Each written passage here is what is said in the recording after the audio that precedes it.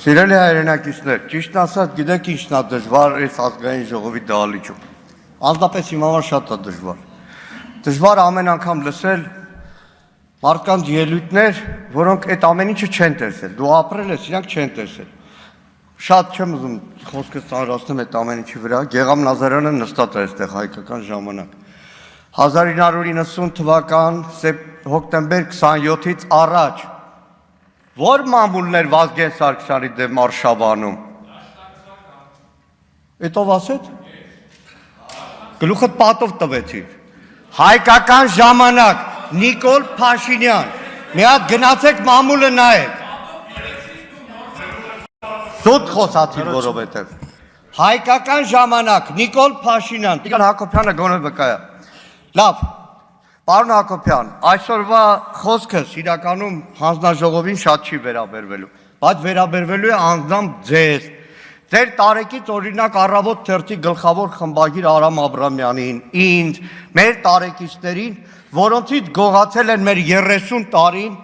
այդ 30 տարվա բովանդակությունը, պայքարը, ուրախությունը, տխրությունը եւ շարունակում են գողանալ։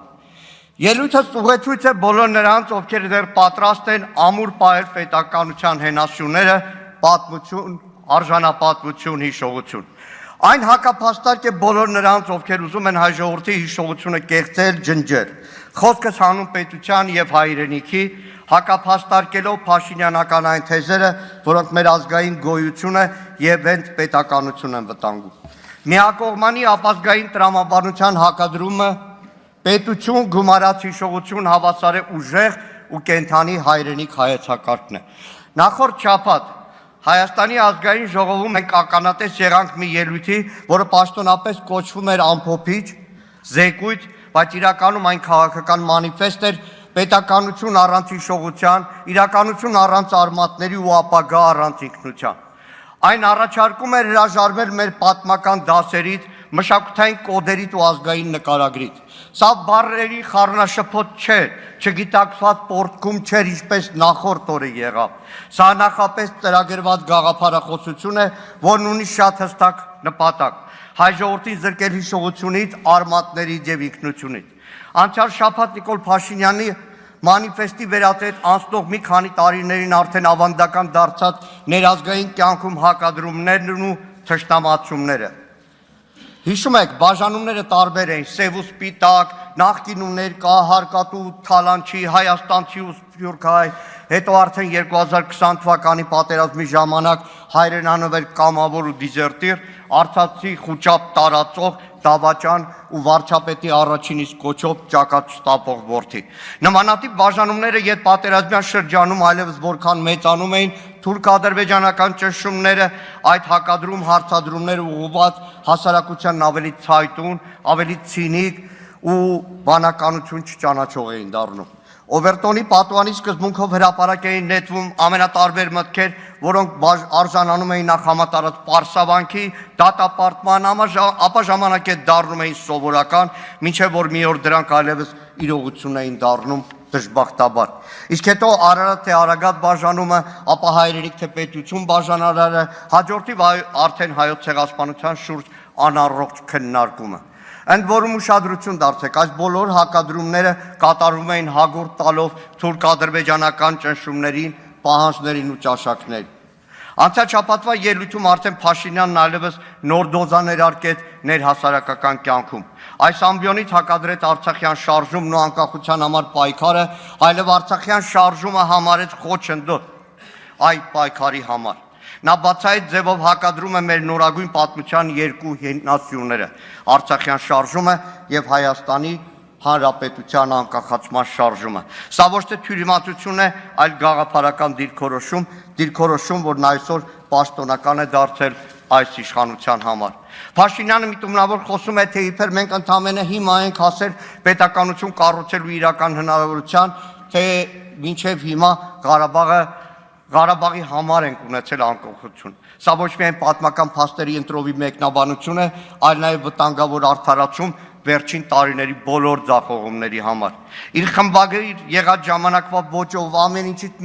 մի քիչ իմանալով իբր լուրջ դատողությունների հանգող Փաշինյանը եզրակացնում է, որ մեծ բերում եմ 80-ականների վերջին Հայաստանի անկախության գաղափարը գեներացվել է ոչ թե հանուն անկախության ու պետականության, այլ հանուն Ղարաբաղի խնդրի լուծման։ Սուտ է, ոչ ճիշտ, ոչ պատմական եզրահանգում։ Արձանագրենք, որ անկախության շարժումը մեր ժողովրդի հասարակական քաղաքական կյանքում առնվազն 20-րդ դարում զուգահեռաբար զարգացել է երկու տարբեր հատվածներում։ Սփյուռքում իր ձևավորումից ի վեր դաշնակցության ջանքերով, համառությամբ, մայիս 28-ն ու եռագույնը փայփայելուց սկսած մինչև սերունդ դաստիարակելով ու մայր հայրենիքում դեռ 50-60-ականներից անկախության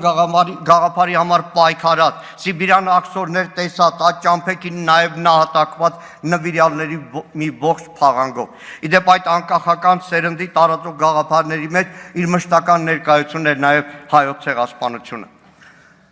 Հայաստանում Արցախյան շարժման մեկնարկը, որը տրվեց համաժողովրդական շարժման մեկնարկ դարձած 87 թվականի աշնանը, իբրև հարթակ բնապահպանական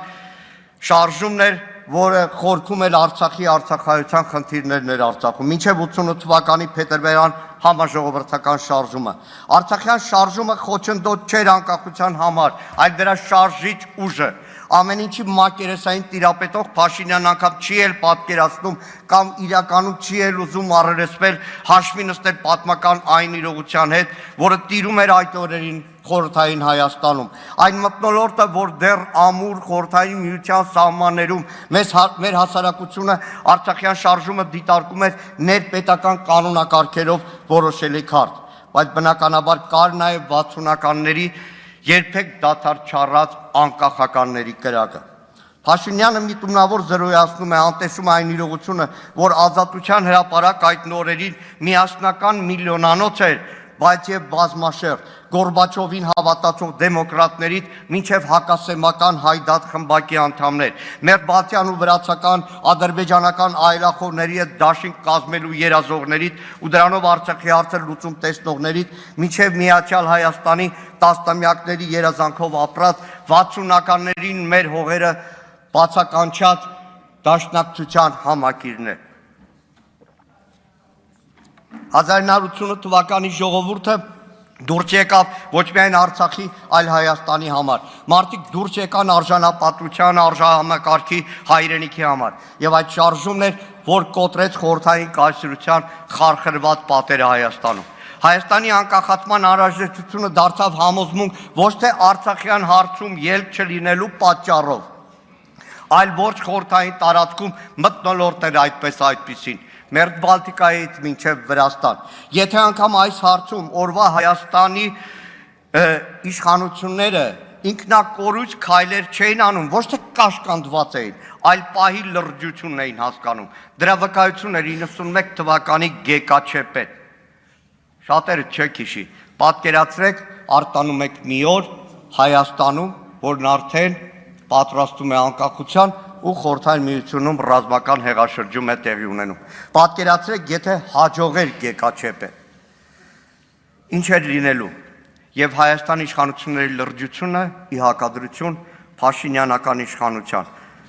որ խելքին ոնց փչի Ստեփանակերտում ինչ բղավի։ Ու վերջապես անկախության հռչակում հանրաքվե եւ զուգահեռ նույն process-ն արդեն Արցախի հանրապետությունում էր։ Ողջ աշխարհում էլ ազատագրական շարժումները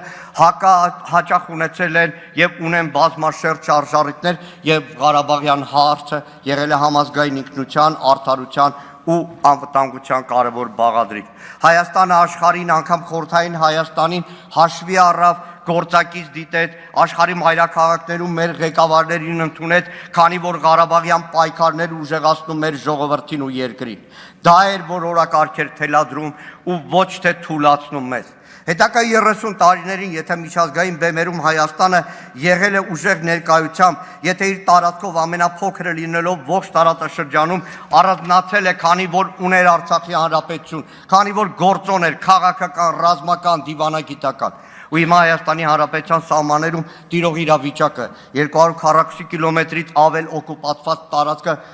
տարածքի փաստը վկայում է, որ Արցախի Հանրապետությունն ինչ կարևորագույն ու գնահատելի անվտանգային բարձիկ էր ու գործոն Հայաստանի Հանրապետության համար։ Արցախյան շարժումը պայքար էր հանուն արժանապատվության, ինքնիշխանության եւ պետականության ամրապնդման, անկախության պայքար էր, ոչ թե պետականության խաթարման։ Իդեպ, չբացելով փակագծերը, մի անգամ 1991 թվականի մարտ ամսին Հայաստանի Գերագույն խորհրդի փակ քննարկման ժամանակ, որտեղ ուսանողության անունից ներկա եմ եղել ու ելույթ ունեցել, այդ նիստում եւս մեկ անգամ խոսվել է Արցախյան հարցի մասին։ Արցախյան շարժման կարևորագույն արդյունքը Հայաստանի Հանրապետության նրա ինքնիշխանության համար եղել է այն փաստը, որ եթե այսօր Հայաստանի իշխանավորները հանգիստ մեկնում են Վարդենից, Վայք, Մասիս, պարտական են Արցախյան շարժմանը, չեն բացում փակագծերը, բայց այսօր այդ շարժումը հռչակվում է որպես խանգարող հանգամանք։ Դուք ուզում եք մի հասարակություն, որը չի հիշում ինչու սկսվեց Արցախյան շարժումը, որ չի հիշում ինչի համար տվեց զոհեր, մոռանա Շուշիի ազատագրումից մինչև Արցախի Հանրապետության զարգացումն ու կայացումը։ Փաշինյանական ելույթում շեշտում էր, որ Ղարաբաղյան շարժման շարունակությունն այսօր կործանարար է, այնինչ ոչ միայն անցյալում էր դա սխալ, այլ հիմա էլ պիտի մոռանանք, պիտի վերջ դնենք այդ մտածողությանը։ Սա նոր հարձակման փորձ է մեր հավաքական հիշողության ու քաղաքական իմունիտետի դեմ։ Բայց եկեք շատ պարզ հարց տանք. ում համար է կործանարար Ղարաբաղյան շարժման շարունակությունը։ Կործանարները նրանց համար, որոնք ուզում են հաշտեցնել հայ մարդուն իրենց պարտավորության ու հայրենիքը թշնամուն շարունակաբար զիջելու հետ։ Նախ մի հստակեցում. Փաշինյանը հայտարարում է, թե այլևս չի լինելու Ղարաբաղյան շարժում։ Իրականում Արցախյան շարժումը ավարտվել է 1994 թվականին Ադրբեջանի եւ Արցախի պաշտոնական ներկայացուցիչների միջև կնքված զինադադարի փաստաթղթով։ Դրանից հետո այլևս Արցախյան հարցը դարձել է միջազգային քննարկման ինստիտուցիոնալ հարց։ Այդ պայքարով անկախացած Հայաստանում ինքնիշխանությունից ամենաշատ գոռացող այս քաղաքական ուժ անցնող տարիներին մեր երկրի ինքնիշխանությունն ինչպես է ապահովում։ Օտար երկրների դրոշները սահմաններին պարբերաբար տնկելով, մեկ ռուսական դրոշներն են, հետո փոխին Եվրամիության դրոշներ, հասավ այնտեղ, որ մեր սուվերեն տարածքում գործարան կառուցելը պաշտպանելու համար տնկեցին Ամերիկայի Միացյալ Նահանգների դրոշը, դա էլ չօգնեց։ Հիմա ով է ցանկանում ու կործանում մեր անկախությունը, որ մեր երկրի ծննդյան վկայական անկախության հռչակագիրը ցանկանում է ջնջել արտաքին պարտադրանքով ու թելադրանքով։ Իդեպ ասեմ պարզ, երբ առաջին անգամ Փաշինյանի շուրթերից հնչեց Ղարաբաղյան շարժումը թույլ չտալու մասին հայտարարություն, միանգամից հիշեցի մեր գործընկերների հետ արտգործնախարարությունը, երբ որ ծանոթանում էինք Ադրբեջանի հետ քննարկող փաստաթղթի։ Մի դրույթ կար, որ արգելվելու է եւ այլն, ագերը պաշտոնյացի Փաստորեն սրանով դաշնակցությունը փակելու եք, կատակի տվեց, բայց չասեց չէ։ Սա է մեխը։ Փաշինյանը ոչ թե համոզված է ասում շարժում թույլ չտալու մասին, այլ կատար է ասում առայժմ չվավերացված համաձայնագիրն ու ադրբեջանական հերթական պահանջը։ Արցախյան շարժման արժեքները չեն կարող խոչընդոտել Հայաստանի անկախությանը ամուր եւ անվտանգ պետության ունենալու իրավունքը։ Ղարաբաղյան շարժման խեղաթյուրված գնահատականներն են խոչընդոտ Հայաստանի պետականության գոյությանը։ Հաջորդ արդեն տևական ժամանակ շրջանառվող թեզը, որ Փաշինյանի մանիֆեստի մեխերից է, թե տեղի ունենում իրական Հայաստանի սոցիալ-հոգեբանական հեղափոխություն։ Եվ դրա արձանագրումներից մեկն է պետություն եւ հայրենիք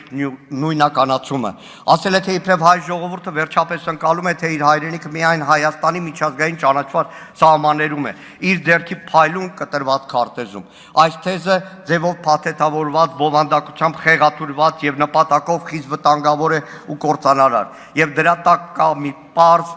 ուղերձ. մոռացեք այն ամենը, ինչ դուրս է այդ քարտեզից։ Սա դեկլարատիվ կապիտուլյացիա է մեր պատմության, ինքնության ու հիշողության հանդեպ։ Հոգեբանական հեղափոխության քողի տակ դուք իրականում կերտում եք ազգային մոռացում։ Հայրենիքը քարտեզով չեն սահմանում։ Հայրենիքը ստեղծվում է հիշողությամբ, մշակույթով, հաղթանակներով, հանուն հայրենիքի նահատակվածներով։ Պետությունը սահման ունի, հայրենիքը հիշողություն։ Ու երբ հայրենիքը դառնում է բեռ, պետությունը կորցնում է իր հոգին։ Պետությունը առանց հայրենիք ընդամենը վարչական մեխանիզմ էր, երբ պետությունը զրկվում է հայրենիքի գաղափարական հենքից, այն դադարում է լինել արժեք, դառնում է կառավարելի, վաճառվող ու նույնիսկ հանձնվող։ Կիրանցի օրինակը դրա լավագույն վկայությունն է։ Առանց խղճի խայթի, առանց կսկիծի, պատով հպարտացող այս իշխանությունը։ Երբ հայրենիքը չկա պետականության հիմքում, ապա պետությունն այդ պահից սկսում է ծառայել